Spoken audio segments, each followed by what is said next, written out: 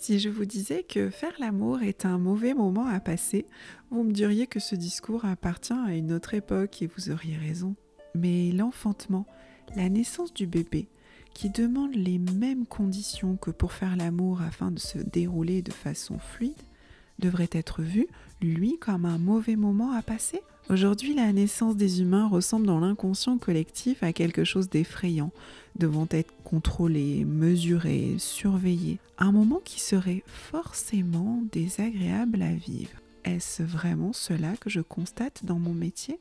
Je me présente, je m'appelle Joanne, je suis doula, accompagnante non médicale à la naissance, et depuis plusieurs années, je suis témoin de la naissance de bébés, mais aussi témoin de la naissance de nouveaux parents. À chaque fois, j'ai pu me rendre compte de la transformation qui s'opère chez les parents. Et ce qui m'interpelle le plus, c'est le vécu des parents lors de cette expérience si unique. Et parfois, ce vécu n'est pas celui qu'on pourrait imaginer si on s'en tient uniquement à l'aspect technique du déroulé de la naissance. Pourquoi ? Écoutons-les. Bonjour Mélissande. Bonjour Joanne. Merci d'avoir proposé ton témoignage parce que je pense que ça va apporter beaucoup de choses aux parents, en tout cas aux personnes qui nous écoutent. Avant de te présenter, j'aimerais que tu nous indiques quelles sont les émotions, ce que tu as envie de nous dire en un mot ou presque, ce que tu as ressenti à la naissance de tes enfants. Alors, donc oui, j'ai 2 enfants du coup. Donc là, mon aîné qui a 4 ans et demi. L'émotion que j'ai retenue, c'est désorientée à la naissance. Pour le premier. Pour le premier.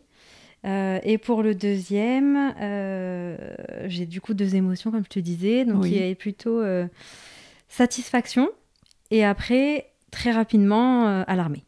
Alarmée. Ok, tu vas nous expliquer pourquoi. Ouais. Je te laisse te présenter rapidement sur qui est ta famille, voilà. Alors, donc, je m'appelle Mélisande, j'ai 2 enfants. Donc, j'ai un garçon, Julian, qui a 4 ans et demi, et Milo, qui vient d'avoir 2 ans. Je suis avec le papa depuis 13 ans maintenant. On s'est mariés assez jeune. J'avais 22 ans quand on s'est mariés. Et assez rapidement, on a lancé le projet ensuite bébé. Donc, j'avais 24 ans quand on s'est lancé, donc j'étais assez jeune. Ah ouais. Lui, il est un peu plus âgé que moi, il a 4 ans de plus. Ouais. Et donc déjà, j'ai mis un peu de temps à tomber enceinte pour la première fois, parce que j'ai mis 1 an. Alors, c'est un peu de temps, entre guillemets, parce que c'est assez normal finalement, mais quand on a envie d'un bébé, c'est long. Ouais. Donc, j'ai mis 1 an pour tomber enceinte. J'ai eu une première grossesse où du coup on a été super heureux. En fait, c'est début 2018. Après les fêtes de Noël, je fais un test de grossesse positif, donc on était super contents. On fait une première échographie aux alentours des 6 semaines à peu près. On a un petit battement de cœur, donc génial, tout va bien. Moi, je connaissais pas grand-chose, donc je me dis que ça y est. J'ai l'impression que tous les obstacles sont derrière nous et que c'est parti. Et arrive l'écho du premier trimestre. Et là, la grossesse s'est arrêtée. Oh, mince. Donc, ça a été un gros coup dur, en fait, pour nous. Et donc, j'ai dû avoir un curetage après cette première grossesse parce que, du coup, tout était encore là. Donc, ça a été très difficile après pour moi. Et après, je suis tombée assez rapidement enceinte. Au bout de 3 mois, je suis retombée enceinte. Et donc, on est reparti pour l'aventure. Tu pensais que ce serait assez rapide par rapport à la première grossesse ou pas ? Je savais pas. Je t'étais rien dit. Ouais, voilà. Okay. Là, j'étais déjà complètement... tu vois, la première grossesse... Enfin, du coup, pour cette première grossesse, j'étais un peu toute naïve, tu vois. Je découvrais un petit peu de tout ça. Le monde était beau. Ouais. Et là, on avait déjà basculé dans une autre dimension, quoi. Du coup, parce que, par exemple, on l'avait annoncé, ma première grossesse, assez tôt. Ouais. Du coup, alors que là, on a attendu, il y a certains de nos proches qu'on voit pas forcément souvent, on a attendu à 5 mois de grossesse pour leur apprendre. Parce que tu penses que la première fois, quand du coup tu l'avais annoncé tôt, tu penses que avec le recul, tu aurais fait autrement ? Bon, du coup, le deuxième, tu as fait autrement, mais est-ce que tu as eu besoin de ce soutien de ces personnes-là ? Finalement, parce que c'est vrai qu'en fait, à la fois c'est difficile parce qu'on voit tous ces gens qui nous regardent... Voilà, avec de la compassion, etc. Donc, c'est à la fois douloureux, mais en même temps, c'est vrai que ça fait du bien. Parce qu'il y a aussi beaucoup de personnes qui m'ont dit, moi aussi, j'ai fait une fausse couche. Et ça fait du bien, parce que c'est pas forcément quelque chose qu'on aborde comme ça, sinon, en temps normal. Donc, ça m'a fait du bien. Je pense pas que je referais pareil. Mais c'est vrai que pour la deuxième grossesse, en fait, j'avais la trouille, quoi. T'as fait un choix différent, voilà. t'as peur que ça te porte peut-être la poisse d'annoncer trop tôt, ça peut être ça aussi des fois. Bah, j'ai eu peur toute ma grossesse, en fait. Ah oui. Vraiment, c'est une grossesse, du coup, qui est extrêmement marquée d'angoisse pour ma part, parce que, si tu veux, la première grossesse, donc pareil, toute naïve, moi je me dis, j'avais envie de faire l'accouchement, je crois que c'est naturel que ça s'appelle, hier. Ah, c'est un pôle physio, voilà. Ouais, ce qu'on appelle ça. Donc j'étais attirée par ça et tout. Je m'étais dit, vraiment, ça me tentait bien. Là, j'ai fait ma fausse couche, c'était terminé. Moi, je voulais un gynécologue, je voulais des examens le plus possible. Si j'avais pu aller chez le médecin voir une échographie toutes les semaines, je l'aurais fait, quoi. Ah oui. Vraiment. T'étais très anxieuse, du coup. Très anxieuse. Le premier trimestre, c'était le pire parce que forcément, on attend tout ça. Mais donc, c'est vrai que tous les jours, je disais à mon mari, et s'il est mort, et s'il respire plus, donc j'ai vraiment pensé constamment. Après, quand on commence à le sentir, c'est différent.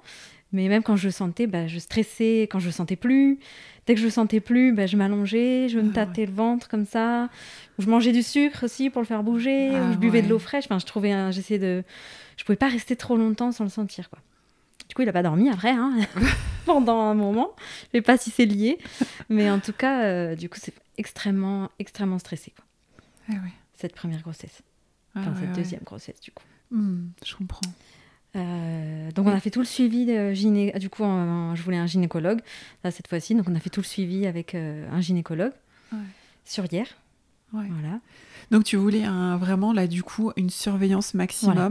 Tu pensais que ça pouvait éviter donc une surveillance maximum, une surveillance médicale au maximum, ça pouvait vraiment éviter. Ça me rassurait en fait. D'accord, c'est rassurant. Ça me rassurait. Dès que je le voyais en échographie, ça me faisait du bien et ça me rassurait. Je sais pas, peut-être une dizaine de jours. Ah, oui. Et après j'avais peur qu'il y ait quelque chose, donc j'avais besoin de le voir souvent, quoi. Ah. J'avais besoin qu'il soit du coup avec nous, quoi, qu'on puisse vraiment... Et tu fais quoi comme genre de préparation du coup? Parce que là tu veux tout médical du coup. Alors... Il n'est pas question du pôle physio. C'est ça. Alors j'ai fait la préparation à l'accouchement qui était proposée.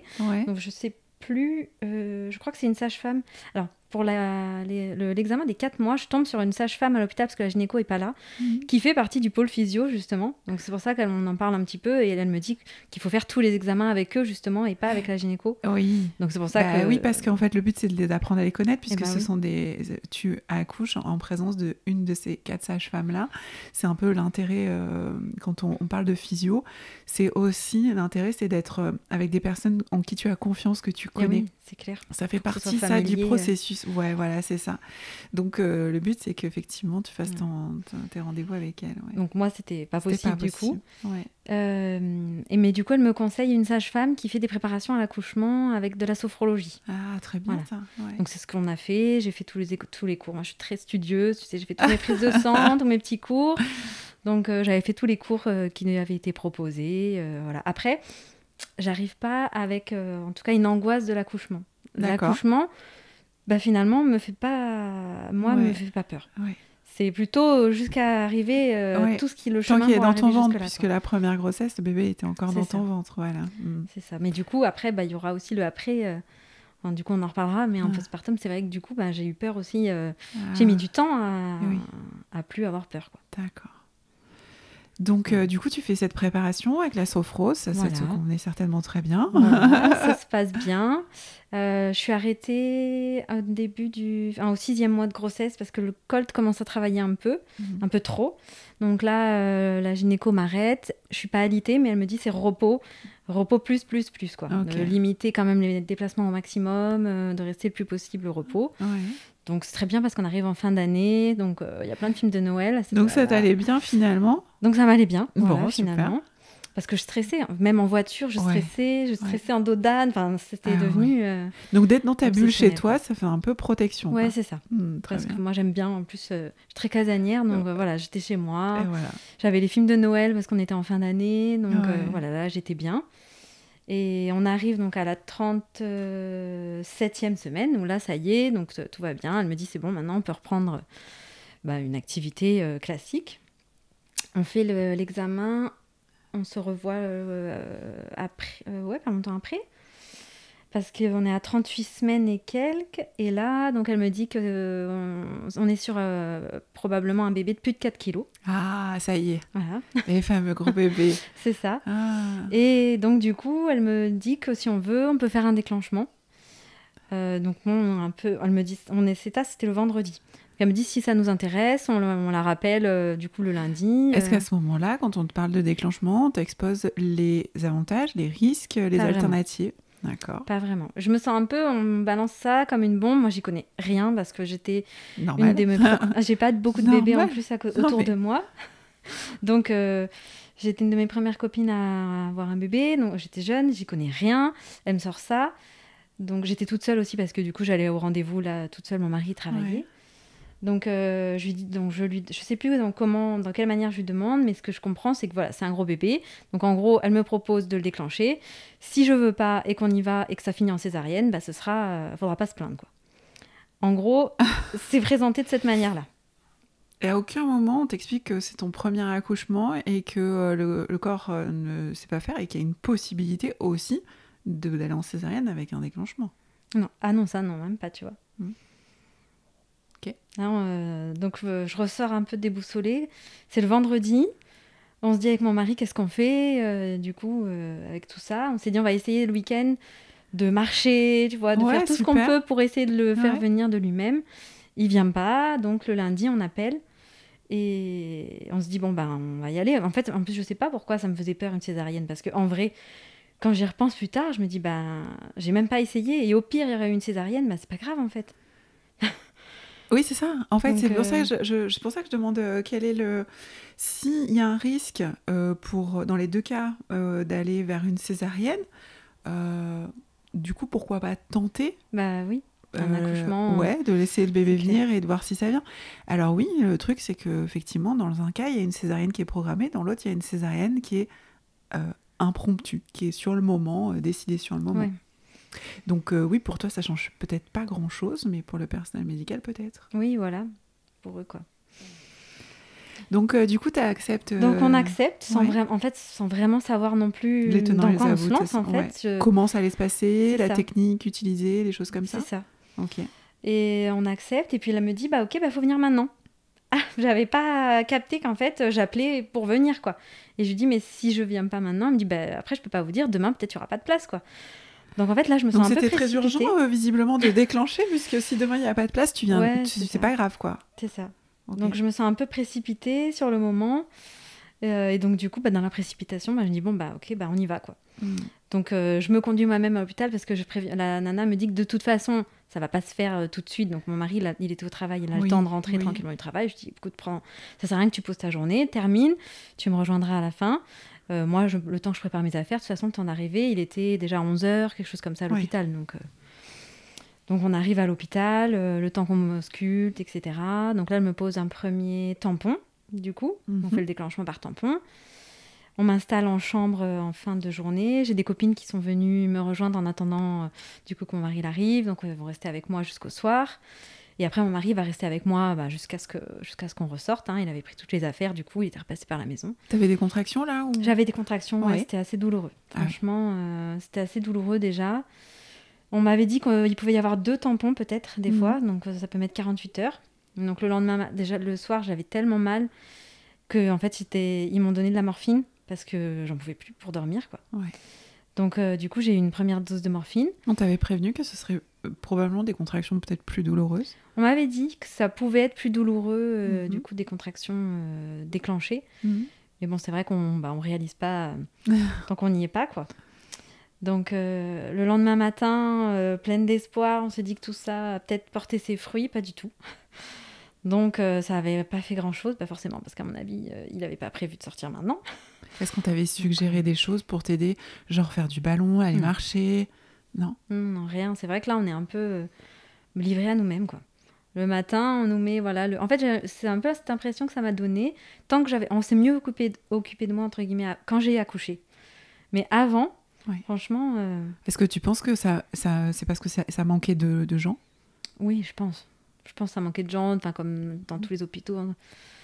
C'est compliqué, quoi. C'est déjà difficile de s'occuper des nouveau-nés et des mamans. Alors, ceux qui ne sont pas encore accouchés, c'est encore pire, quoi. Et ouais. Toute la période de travail, Ouais. Donc là, on est en chambre, donc on remet un tampon, du coup. On est reparti pour toute une journée là de contraction. Remorphine le soir parce que je peux pas dormir. Plus. Et là, moi j'étais pas... j'avais bien envie d'essayer sans péridurale quand même. Wow. Parce que j'aime pas trop la péridurale. C'était pas mon truc, ne serait-ce que tous les effets, tu sais, moi du coup qui étais stressée, les effets de la péridurale ça me stressait aussi. De plus rien sentir sur ton corps? Non, moi je vais plus loin que ça, moi, de rester paralysée. Oui, d'accord. Voilà, donc j'avais vraiment envie d'éviter si possible, mais c'est vrai que là, 2 jours déjà de contraction, en fait j'étais épuisée, donc là j'avais dit, c'est mort quoi, dès qu'on peut me mettre la péridurale, on me mettra la péridurale parce que j'en peux plus quoi. Ouais, c'est très dur. J'étais déjà épuisée en fait, avant même que finalement le vrai travail commence quoi. Ouais. Et au lendemain, donc là, du 3e jour, oui. donc là, il n'y a plus de tampon, ça y est, on me met... Ça avait commencé à bouger un petit peu, mais c'était pas encore non plus foufou. On me met la perf d'ocytocine, qui là va déclencher les contractions, encore plus, mais assez rapidement, pour le coup, quand j'ai commencé à dilater à 3 cm, 3-4, là, on m'a proposé la péridurale. Ouais. Et là... Bien sûr, t'as sauté dessus. Là, j'ai dit oui, soulagement. Évidemment. Ouais. Et là, je me sens tout de suite beaucoup mieux, apaisée. Du coup, j'avais un côté qui avait mieux marché que l'autre. Donc, j'avais un côté quand même qui sentait un peu plus, mais l'autre qui était assez tout mou, tout chaud. Enfin, voilà, vraiment. Là, je me sens beaucoup mieux. Du coup, ça va être assez long. Assez long. On pensait que ça serait plus long que ça, finalement. Il y avait eu tout ça avant, mais quand on met la perf, il est 11h à peu près. Et finalement, il est né sur les coups des 15h. Donc, après, s'est vite déclenché. Donc, le temps de travail tranquillement. Du coup, là, je sentais vraiment plus grand-chose. Enfin, Comme quoi, le coup de la dilatation, ça n'a aucun intérêt de savoir, puisque ça peut mettre X heures, comme tu vois là, 4 heures, dans 6 heures, 11 heures à 15 heures, 6 heures. Donc, en soi, c'est pas énorme, quoi. C'est clair. Ouais. Là, toute cette période-là, en plus, du coup, franchement, on met des petites vidéos sur le téléphone, tu vois, on regarde des petites séries parce que vraiment, la péridurale fait bien le job. Je vois sur l'écran les contractions et je me dis, je suis bien contente là de plus rien, de sentir beaucoup moins, quoi. C'était à peine perceptible, quoi. Ouais. Mais le temps que ça s'est assez rapidement dissipé aussi. Donc, par contre, au moment de la poussée, là, je sentais bien les contractions. Donc, c'était super parce que je voulais sentir quand même pour pousser correctement. Donc la poussée, ça a été assez rapide, mais je sais pas pourquoi, j'avais aussi une peur, c'était les ventouses, les forceps, qui est des recours à des instruments. Oui. Et en plus, on n'a pas la notion du temps à ce moment-là. Oui, et je savais qu'au bout de 20 minutes, à peu près, c'est là des fois, on fait appel aux instruments, ou qui s'appelle une écho, tout ça. Et donc, ça me faisait hyper peur. Et arrivé à la fin, donc j'ai poussé, c'était assez rapide, hein, franchement, il a dû avoir peut-être un quart d'heure quoi, de poussée. Et en plus, elle me disait vraiment super. Alors, pareil, je suis tombée sur, à l'accouchement, une sage-femme de garde qui faisait en fait l'accouchement physiologique. Ah là là, trop bien. Mais oui, des fois, elles sont de garde sur la structure classique. Et bien là, c'était elle. Donc, comme quoi, c'était destiné. Hein. C'est clair. Du coup, c'est ce qu'elle m'a dit. Elle m'a dit, vous pouvez en faire 10 là, comme ça. Donc, par contre, elle a été super chouette. Elle allait changer de garde, donc on ne savait pas si elle serait là. Elle allait terminer bientôt sa garde, donc on ne savait pas si elle serait là. Mais du coup, voilà, elles ont été super et tout. Mais à la fin, elles m'ont dit, allez, encore une poussée et il est là. Et là, j'ai poussé, du coup, toutes mes forces, en fait. Parce que moi, on m'a dit, la prochaine, il est là. Ok, la prochaine, il est là, quoi. Donc, j'ai poussé. Et en fait, ça a fait vraiment comme un bouchon de champagne quand il est sorti. Même elle a presque eu du mal à le rattraper, quoi. Vraiment, elle a fait fou, comme ça. Ouais.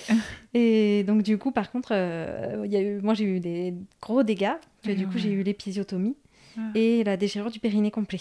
Oui, comme quoi, une épisio ne... Oui, elle était presque désolée en plus pour moi. Vraiment, elle s'est dit, je suis désolée. Oui. Elle pensait qu'avec l'épisio, du coup, ça aurait... Ça peut être quand la tête va un peu vite. Ouais, c'est ça. Là, c'est ce qui s'est passé, quoi. Ouais. Parce que le reste du corps, en général, effectivement, ça va vite, mais la tête, elle est censée prendre son temps. C'est ça. Là, elle est sortie d'un coup, quoi. Ouais. Voilà, donc... Après, c'est à se demander quand même, parce que c'est vrai que ça n'empêche pas effectivement une déchirure, d'avoir une épisio, mais on peut se demander si le fait d'avoir créé une ouverture favorise pas quand même la déchirure, tu vois. Ouais. On vient fragiliser aussi quelque part, tu vois. Oui, c'est vrai qu'on après peut pas ça, savoir moi, voilà, je suis pas du domaine médical, soyons bien d'accord, je reste à ma place et tout, mais je me pose la question. C'est clair. Je poserai la question Bon, petit aparté sur l'épisio. Et Voilà. donc, du coup, tu accueilles ton bébé. Donc là, j'accueille mon bébé. Et c'est vrai que rapidement, moi, je me sens désorientée. Alors, j'ai l'impression d'avoir couru genre un marathon, là, du coup. Donc, je suis Tu épuisée. m'étonnes. Et genre, ça y est, il est là. Et maintenant, quoi? Qu'est-ce qui se passe, en fait? Qu'est-ce qu'on attend de moi? Qu'est-ce que je vais devoir Waouh. faire? Ouais. Tu vois, je suis un peu désorientée, quoi. Là, alors, et mon mari, lui, par contre, il a un vrai coup de foudre, tout de suite. Ouais. Qui est assez, je vais pas dire inattendu, mais il est moins sensible que moi. Donc c'est vrai qu'on s'attendait pas. Puis en plus, c'est un mec, donc il a moins senti. Enfin, tu vois, Ouais. on dit souvent que les mamans, elles sentent tout le long de la grossesse, Ouais. etc. Donc c'est pas pareil pour les hommes. Et c'est vrai que du coup, moi, je m'attendais, alors très désorientée aussi, parce que je m'attendais à avoir le coup de foudre. Coup de foudre absolu, tu sais. Celui qu'on t'a tant promis, Voilà, l'amour qui te tombe c'est dessus. ça. Et il se passe rien, quoi. Et Rien oui. de tout ça, Et quoi. oui, ça arrive, ça aussi. Donc, et lui, oui, par contre, du coup, lui, c'est vraiment, ça a été un coup de foudre pour lui tout de suite. Ouais. Donc bon. Après, bon, de toute façon, ça passe très vite parce que le temps de mon recours, etc. Donc lui, il part après avec mon bébé pour faire les examens et tout, parce que c'est pas dans la même pièce. Donc je dis, bah vas-y, on a tous peur qu'il le perde, tu sais. Donc Ah ouais. vas-y, suis-le bien. Ouais. Voilà. Donc le temps de moi recoudre tout ça. Et puis après, voilà. Qu'est-ce que c'est sur l'accouchement? Donc c'était l'émotion que tu avais choisie au tout début, je me rappelle plus, Oui, d'orienter, désorienter. c'est ça? Ouais. Parce que principalement, donc du coup, tu l'associes l'émotion au fait que tu n'aies pas ressenti l'amour inconditionnel là Ouais. tout de suite. Déjà, je m'attendais pas, du coup, je m'attendais pas à ça, quoi. Ouais. Vraiment, je pensais, ouais, bah, comme voilà, ce coup de foudre qui allait me Ouais. transpercer, que je saurais quoi faire, et tu vois, sans Est-ce que ça c'est aussi peut-être venu en parallèle de, tu me dis, d'un coup, je sais pas quoi faire, je sais pas ce qu'on attend de moi, et parce que pendant toute ta grossesse, tu avais fait la bonne fille qui fait bien comme ce qu'on lui demande, tous tes examens, etc. On t'a tout dit ce qu'il fallait C'est faire ça. pendant la grossesse, et là, d'un coup, t'as plus C'est de moi qui consignes. prends les décisions, quoi. Voilà, c'est C'est ça. ça. C'est souvent ce qui arrive. Donc toi, c'est arrivé vraiment dans le postpartum immédiat, là, à l'instant où l'enfant naît. Mais ça arrive aussi beaucoup après, parce qu'on rentre à la maison. Alors peut-être tu vas me dire, peut-être ça s'est amplifié, on rentre à la maison, tu vas me dire, mais on rentre avec un bébé et plus personne nous donne Ouais, des c'est ça. consignes de où faire pipi, dans quel bocal. Non, C'est mais vrai. c'est vrai, hein. C'est vrai il y a tellement en fait d'accompagnement, de rendez-vous avant la grossesse, avant l'accouchement et tout. On est tellement accompagnés. De consignes, en De fait, consignes, surtout. ouais. Et après, d'un coup, il n'y a plus rien, quoi. C'est Ouais, un peu le néant, quoi. ouais, Alors, moi, j'avais envie d'allaiter. ouais. Je savais pas, enfin, je savais qu'il y a des allaitements qui pouvaient, enfin, je pensais qu'il y avait des allaitements finalement qui pouvaient moins fonctionner que d'autres, alors que finalement, 80% des allaitements, à part un vrai problème médical, normalement fonctionnent, quoi. Exactement. Mais je le savais pas à l'époque. Donc, la mise au sein se passe plutôt bien. Et après, très rapidement, en chambre, du coup, j'arrive pas à le positionner correctement. Et donc, oui, tout ça s'amplifie parce que très rapidement, hein, à l'hôpital, hein, je me souviens, déjà, je pleurais. J'ai un baby blues qui est assez violent. Je pleure beaucoup et je me sens nulle, en fait. Complètement nulle. Je me dis, c'est pas possible, je vais jamais réussir à m'occuper de mon bébé. Je sais pas quoi faire. J'arrive même pas à le mettre au sein. Tout le monde nourrit son bébé, moi, j'en suis pas capable. Donc, c'est hyper dur. On essaye. Alors, le lendemain, j'ai des crevasses déjà d'un autre monde. Eh oui. Mais donc, quand il y a un mauvais positionnement, t'as pas eu d'accompagnement du coup avec pour l'allaitement pour t'aider à le positionner? Elles m'ont aidé un petit peu, mais ouais. c'est pareil, quand elles étaient avec moi dans la chambre, ça allait, et puis toute seule, j'y arrivais plus, quoi. Ouais. Donc même du coup, quand mon mari devait partir, j'avais peur de rester toute seule, en fait. Ah, ouais. Parce que on arrivait un peu à se débrouiller comme ça, mais dès que j'étais toute seule, là, je commençais à avoir peur. Même pour le premier bain, tu vois, je m'en souviens. Il était parti à ce moment-là faire la déclaration. Et du coup, j'étais toute seule au bain. Et je pouvais même pas le prendre, en fait. C'est l'auxiliaire qui l'a pris, donc il me montrait, etc. Et moi, tout ce que je me rappelle, c'est que j'ai un brouillard. J'ai envie de pleurer. Je me dis que je vais pas y arriver. Et le deuxième bain qu'on a fait, pareil, j'ai laissé faire mon mari, tu vois. Parce que je me sentais pas, quoi. Donc, on se bat quand même. On essaie de se battre avec cet allaitement. J'ai des crevasses, je saigne. Donc lui, du coup, moi, je savais qu'il pouvait saigner du sang, mais un jour, je le vois, vomir du sang. Du coup, il vomit un peu du sang, donc je pleure parce que je me dis, mais c'est moi qui fais ça. Donc Et en même temps, je te dis ça, mais c'est allé très vite parce que c'est sur quelques jours, tu sais. Mais tout ça, en fait, alors ils ont essayé un petit peu de m'aider quand même à l'hôpital. Mais alors, il y a aussi, un élément, c'est que personne m'a dit. C'est ça qui est dommage, et c'est forcément, ça a contribué à foirer le truc. C'est qu'on m'avait prescrit des antidouleurs, moi, pour ma déchirure. Mais personne m'a dit que ça pouvait mettre en péril mon allaitement. Tout à fait. Donc moi, je sais pas, parce que moi, je me dis, ils le savent que je veux allaiter. Donc je me dis, ils me donnent un médicament compatible, en fait, avec l'allaitement, quoi. Mais surtout la péri, hein. Surtout la péri aussi. Ah ouais ? Ouais, bien sûr.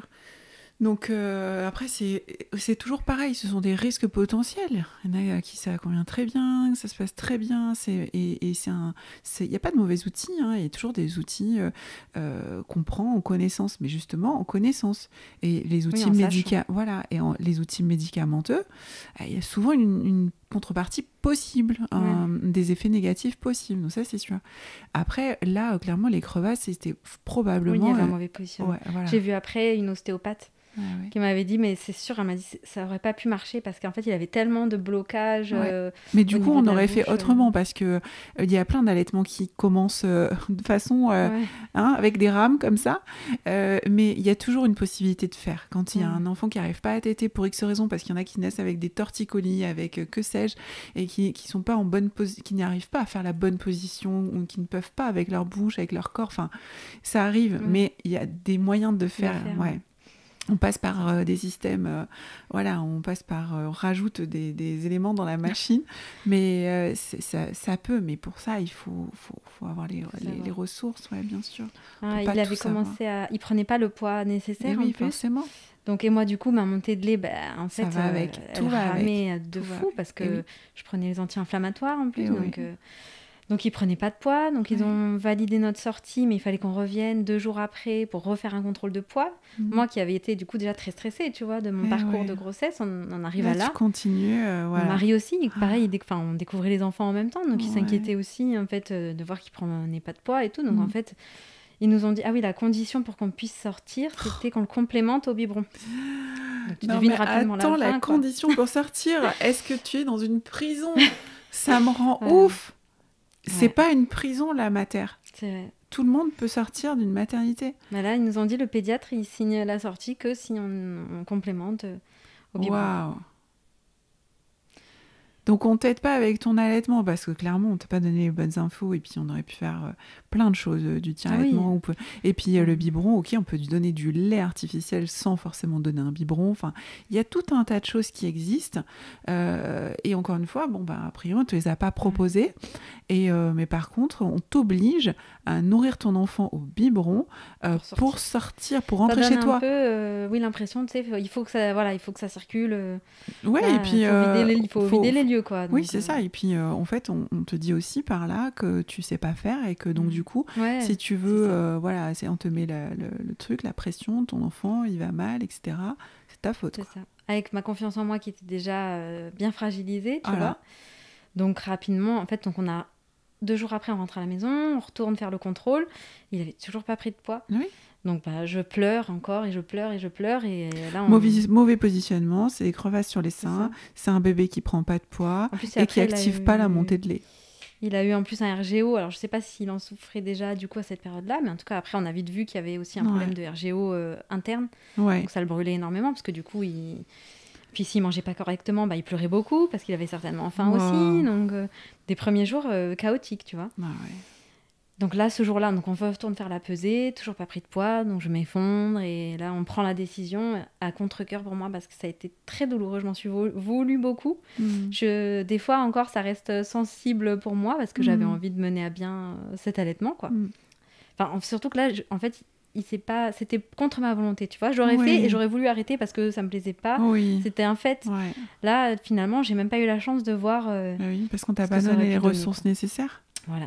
En fait, tu pouvais pas deviner tout. C'est pas vrai. Il y a pas d'instinct, ça n'existe pas. C'est pas. Il y a quelques ancrages, oui, mais il y a pas d'instinct vraiment. C'est pas. Donc ça, tu peux pas le deviner, d'accord. Donc on t'a pas donné les ressources nécessaires. C'est juste ça. Et tu fais partie de la quasi-totalité, presque 100%, des allaitements qui ont été écourtés, donc pas volontairement, du coup. qui ont été écourtés, tu fais partie de cela. C'est des accompagnements, c'est des allaitements qui n'ont pas été accompagnés, ils n'ont pas été soutenus, où il n'y a pas eu la bonne information. Voilà. Donc ça, c'était pas dû à toi et on t'a pas montré, on t'a pas aiguillé. C'est ça. Ok, donc ce premier enfant, donc tu finis par lui donner le biberon et s'ensuit la vie jusqu'à décider ou d'avoir un autre enfant qui se pointe. Je ne sais pas, tu nous racontes comment ça s'est passé? C'est ça, donc on a décidé, donc moi j'avais très envie d'avoir un deuxième enfant, c'est mon mari un peu moins, donc c'est moi qui l'ai convaincu. D'avoir un deuxième enfant. Et là, c'est vrai que il avait 1 an et demi, mon aîné, quand on lance le projet. Donc là, après les premiers temps chaotiques, on trouve nos marques. Et puis là, je me sens à l'aise dans mon rôle de maman. Et je me fais confiance aux décisions que je prends. Donc, je prends en connaissance, des connaissances aussi. Parce qu'en congé maternité, on découvre la maison des maternelles, par exemple. Ah oui. Donc, ça aide un petit peu. Donc, voilà, là, je me sens beaucoup mieux, beaucoup plus à l'aise. Donc, pour cette deuxième grossesse, donc j'enlève mon stérilet et je tombe enceinte le mois d'après. Donc, très rapide. Du coup, et là, par contre, voilà, je veux plus d'hôpital. Là, je prends une sage-femme pour faire le suivi. Oh, dis donc. Bon, avec le matériel échographique quand même. Ah oui, oui. Il y a un petit peu, ça fait toujours du bien de le voir. Ouais. Donc voilà, là, la grossesse se passe bien.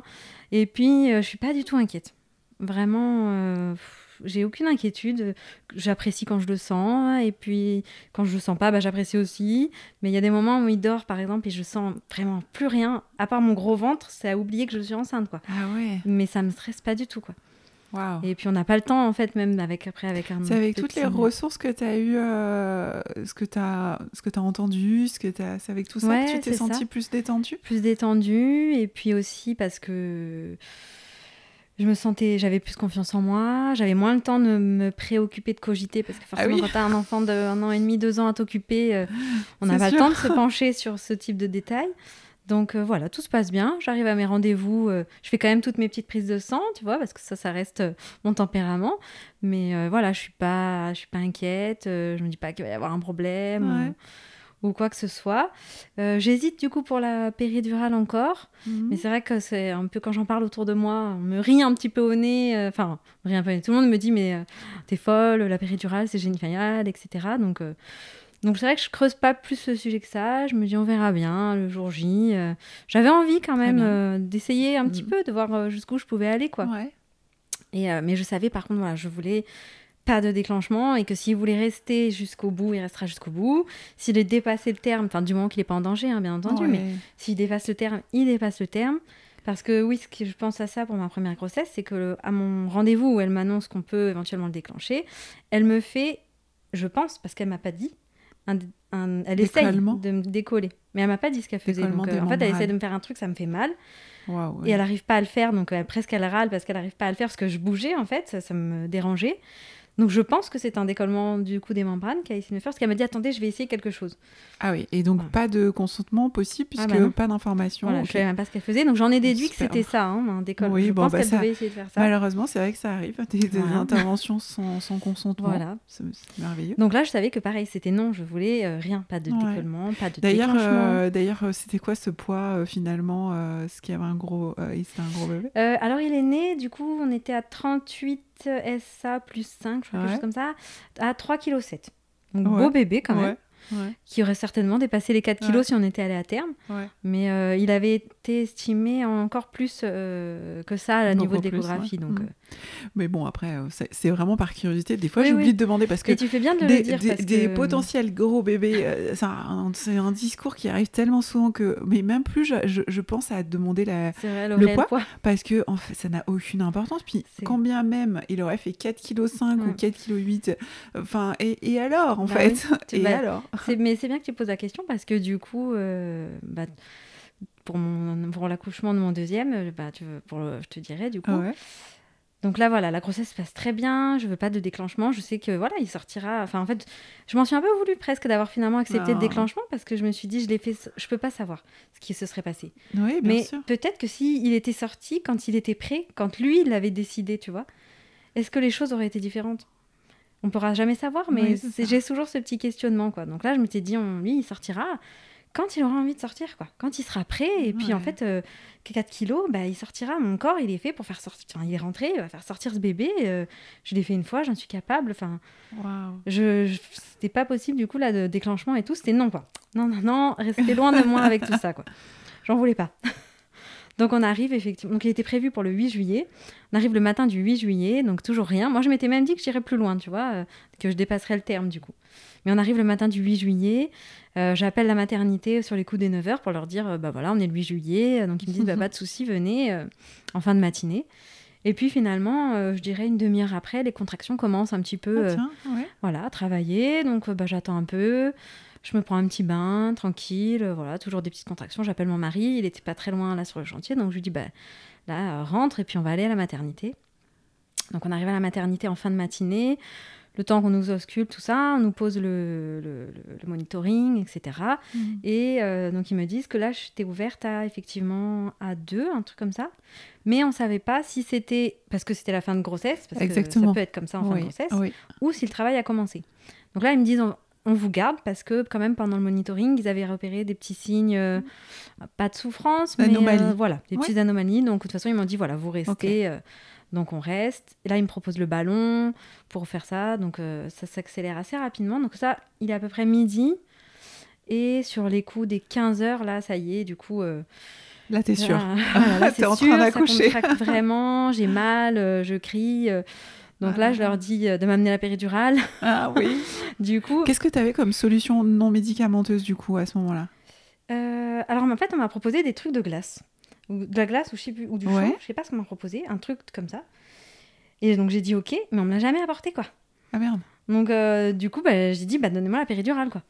Au final. Forcément. Et puis, mais bon, c'est dommage parce que j'étais pas si loin que ça, en fait. J'étais à 8, quoi, un truc comme ça. Non, mais en fait, souvent, les femmes demandent quand elle est presque à la fin, la fameuse phase de désespérance.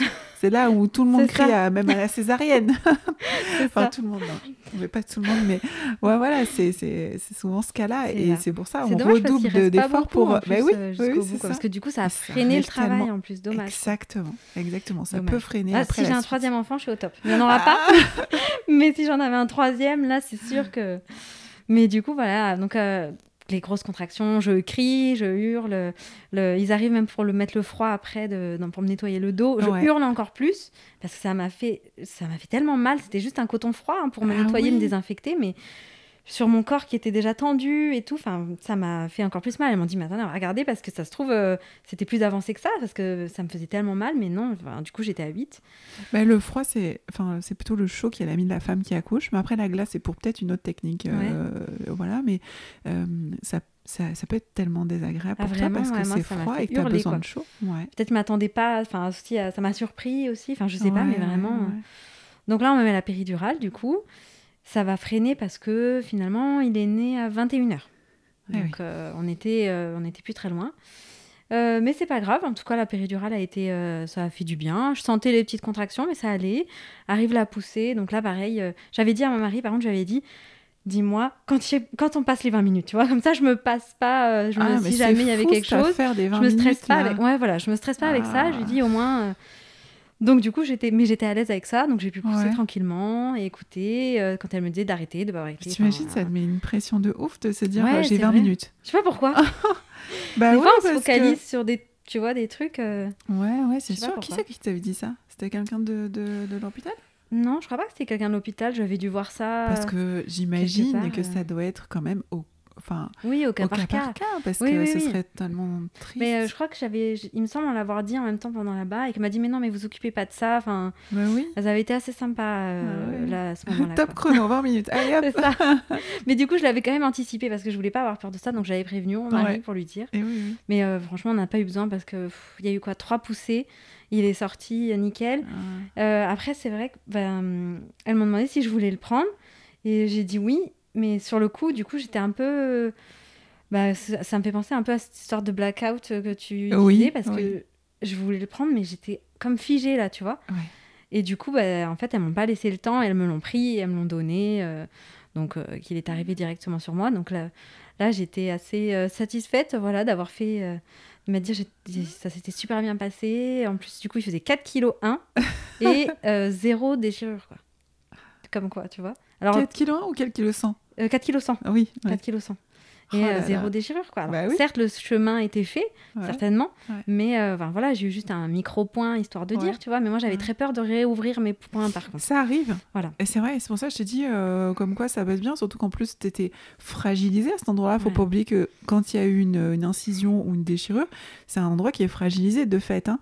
Et là, pour le coup, ça passe. Complètement, quoi. Bah oui. Donc, c'est pour ça que d'autant plus, je me suis dit que ça aurait pu être différent, du coup, pour mon premier. Tu sauras pas. En tout cas, c'était son chemin, c'était son chemin dans c'est tous lui les qui sens avait du temps. C'est lui qui avait décidé de venir et on a fait ça ensemble et la poussée s'est très bien passée. Donc voilà, là, à ce moment-là. Alors, un peu aussi déboussolée parce que moi qui n'avais pas eu le coup de foudre pour mon premier, je m'attendais à l'avoir pour mon deuxième. Et toujours pas. Voilà, c'est pas pour moi. Donc on a appris à s'aimer au fur et à mesure, évidemment. Exactement. Mais voilà, donc toujours un petit peu un peu désorienté, même si on était satisfait de la naissance. Et après, rapidement, par contre, on a été alarmés parce que du coup, il pleurait beaucoup. Il est né, il pleurait. Alors, je savais pas si je voulais allaiter ou pas. Ah oui, du coup, du fait de la mauvaise expérience, finalement. De m'être dit, j'ai pas allaité mon premier. Et puis, ça me stressait d'être, entre guillemets, sa tétine. Enfin, j'avais un enfant aussi de 2 ans, du coup, et demi à gérer. Donc, j'avais peur que ce soit un peu compliqué. Donc, je savais pas. Mais je m'étais dit, en tout cas, on fera la tétée de bienvenue. Et après, on verra. Donc, on essaie de le mettre au sein et il prend pas le sein correctement. On voit qu'il y a quelque chose qui va pas. Là, très vite, on sent qu'il y a quelque chose qui va pas. Elles le prennent, elles lui font une petite aspiration parce qu'il y avait plein de liquide dans le nez. Et elles reviennent. Il avait toujours pas mangé, du coup. Le temps passe, je sais pas trop, mais le temps passe assez rapidement quand même. Il avait toujours pas mangé, du coup, parce qu'il avait pas réussi à prendre le sein. Donc, elle me donne un petit biberon, lui donne un petit biberon. Il y a une petite goutte qui lui sort, qui commence à couler. Aïe. Ah oui. Et là, elles le prennent pour faire un premier échange. Et en fait, elles font « Ah, mais il a un... » Et on n'a pas compris ce qu'elle a dit. Mais là, avec mon mari, on s'est regardés. On n'a pas compris ce qui se passait. On a compris qu'il y avait quelque chose, tu vois, de... Donc là, ça a été hyper violent, par contre, parce que du coup, elle lui a dit... Mais il était tard, maintenant. Il était 22, 23 heures. Hein. Et elle demande à mon mari s'il a une lumière pour regarder. Mais en fait, il savait même pas ce qu'il allait éclairer, quoi. Donc, il éclaire, il la suit. Et en fait, là, il nous dit « Ah, mais en fait, il a une fente palatine. » Donc, c'est une fente du voile du palais, hein, du coup, je ne sais pas si tu connais. Oui. C'était que son voile du palais, voilà, qui était atteint, et c'est ce qui fait la communication entre la bouche et le nez.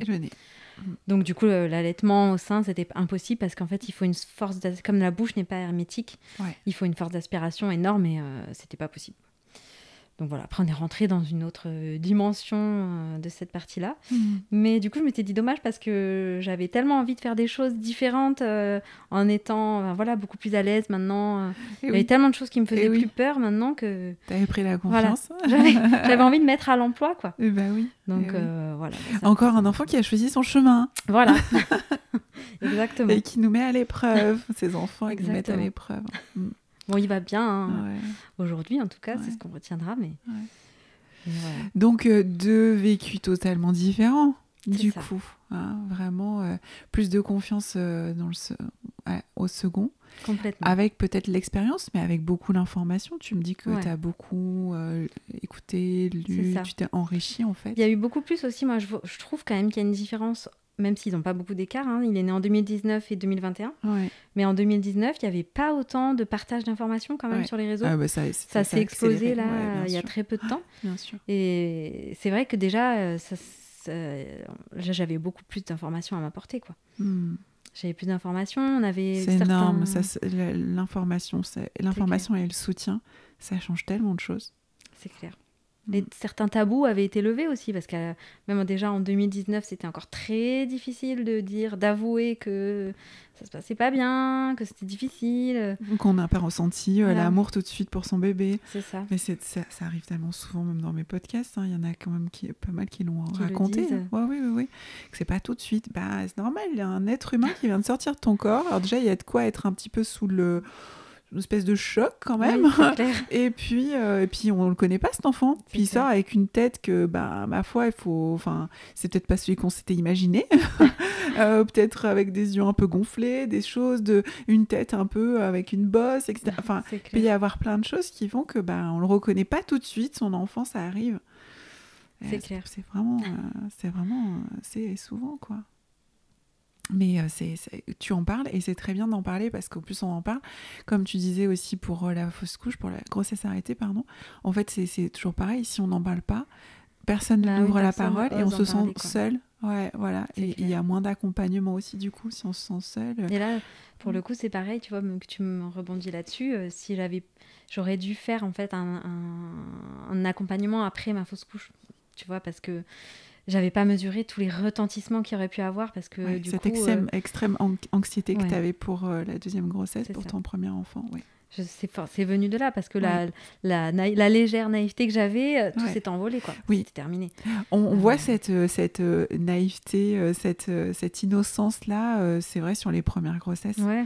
Et c'est pour ça que souvent, dès le deuxième, on se dit « Ok, alors là, je ferai pas pareil, ou je ferai des choses... » Voilà. C'est ça. Ou pas, hein, mais souvent, quand on veut faire les choses différemment, c'est qu'on a vécu une première expérience... c'est ça. Voilà, dans l'innocence, payer des bisounours.